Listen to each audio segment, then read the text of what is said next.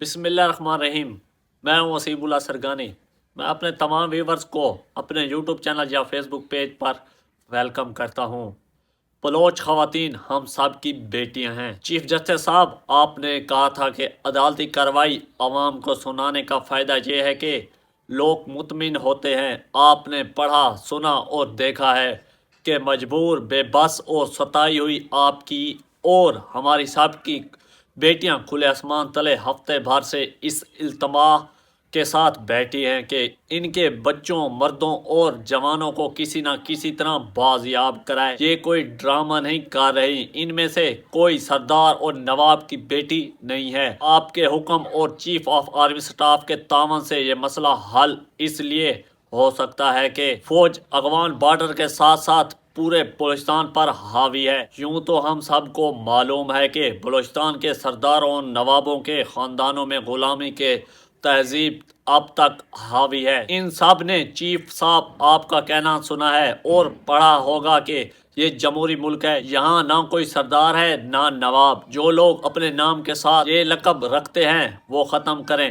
अपने नाम की हुर्मत पर एतमाद करें। हमारा मीडिया और अखबार इन्हीं अलकाब को इस्तेमाल कर रहा है जो अंग्रेज़ों ने अपने हवारियों को इनाम के तौर पर अता किए थे। वैसे इस वक्त ही इंतखाबात के शायद 10वीं दफ़ा उम्मीदवारों के तौर पर खड़े हुए हैं। हर किसी ने नवाबी, ख़ानदानी और दीगर इलाकों को अपने नाम के साथ मनसूख रखा है। शायद आप एक आर्डर के ज़रिए इस नवाज से कौम ही की जान छुड़वा सकते हैं। सर जी, आसिफ अली जरदारी और फैज़ ईसा जी और सैयद आर्मी चीफ साहब, आप साहब ने टीवी पर देखा होगा कि शाह मोहम्मद कुरैशी पुलिस को हाई कोर्ट के रिहाई के ऑर्डर दिखा रहा था। इतने में एक गोल मटोल इंस्पेक्टर सामने आया और कुरैशी की कमर में मुक्का मारा और धक्के देते हुए पुलिस वैन में ले गया। किसी अखबार, किसी चैनल ना तबसरा किया ना इस रवैये पर एहतजाज किया। मगर कैसे करें, इमरान रियाज जैसे का अंजाम देखने के बाद और हमद मीर के ऑफ मीडिया होने के बाद अब सब आर्टिफिशियल इंटेलिजेंस की तरह बोलते दिखाई देते हैं। अलावा अजीम बलोच खवातीन का मुआवजा उड़ाने के लिए बदकिस्मत लोग तरह तरह के नारे लगा रहे हैं, इनका मजाक उड़ा रहे हैं। जहाँ तक इरशाद निगरान वजीर आजम का है कि बलोच पंजाबियों को गालियां देते हैं। आज से 40 साल पहले भी बलोचों को नहीं, पख्तूनों और दूसरे कौमों को पुलिस में मुलाजिम रखा जाता था। जब हम अता शहर से इस बदबख्त की वजह पूछा तो वो खामोश हो जाते और फिर भुट्टो साहब ने सूबाई हुकूमत को जिस तरह ख़त्म किया था, इसके बाद बलोचों को हुकूमती अमल दखल में कम अहमियत और पंजाब के मुलाजमीन ज़्यादा भर्ती किए जाते थे। आप मोहतरम बताएं, जिस इलाके के लोग मुलाजमीन और नुमाइंदगी से महरूम रह जाएं, इनको गैर मुहिब्बे वतन समझ जाना। जहां की मादनियात के ठेके गैरों को दिए जाएं, जहां से गैस आज से 60 बरस पहले निकली थी। इस सूबे के आधे हिस्से में आज भी गैस नहीं है। फिरोज खान नून ने गवादर अरब ममालिक से सियासी कुव्वत के साथ हासिल किया।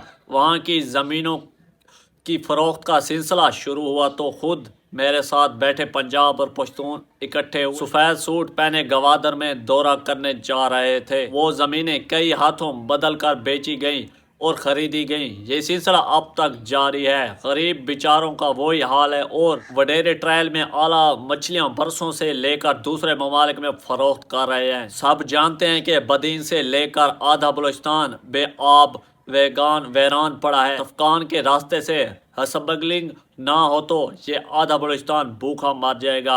ये सारी बातें इतनी ही पुरानी हैं जितना पाकिस्तान की तारीख। फिर भी जुर्रत करके क्यों ना पूछें, जनाब, ज़मीनों पर जो काबिज हो इनको बलोच गालियां ना दें तो क्या फूलों के हार पहनाएं। सेकंड सुई गैस, कोयले की कान, सोना और तांबे के जखैर के नाम उछाले गए और नाले वही के वही रहे। बलोच रसाना कैदी के हाथों आजिजी होकर गैर ममालिक को वो सरमाया देते रहे जो मुल्क में खर्च होना था। भुट्टी साहब का मारा जाना तो एक हवाला है। कभी आपको कर्ज हो तो अपनी ही वालिद के सूबे में डॉक्टर शाह मोहम्मद मरी ने آزادی کے علمبرداری کے حوالے سے 50 کتابیں لکھی ہیں، وہی پڑھ لیں۔ بلوچوں کا اختلاف رائے بالکل مشرقی پاکستان کی عوام اور زراعت کے ساتھ ہونے والی زیادتیوں کے مسائل ہیں۔ اب بھی کچھ نہیں بگڑا، سرائیکی گلگتی وزیرستان کے لوگ بھی اس طرح زیادتیوں کے بارے میں بولتے ہیں۔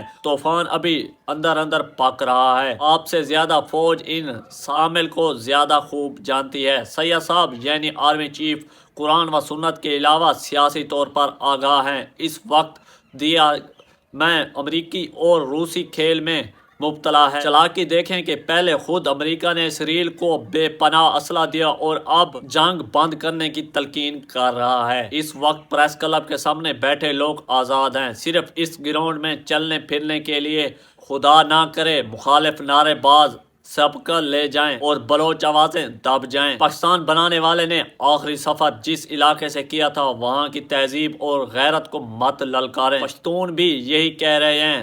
دھیان رہیں الیکشن بر وقت اور صحیح طریقے پر ہو جائیں تو پھر انشاءاللہ کبھی نگران حکومت نہیں آئے گی۔ یہ تھا آج کا ٹاپک، انشاءاللہ ملتے ہیں نیکسٹ ویڈیو میں۔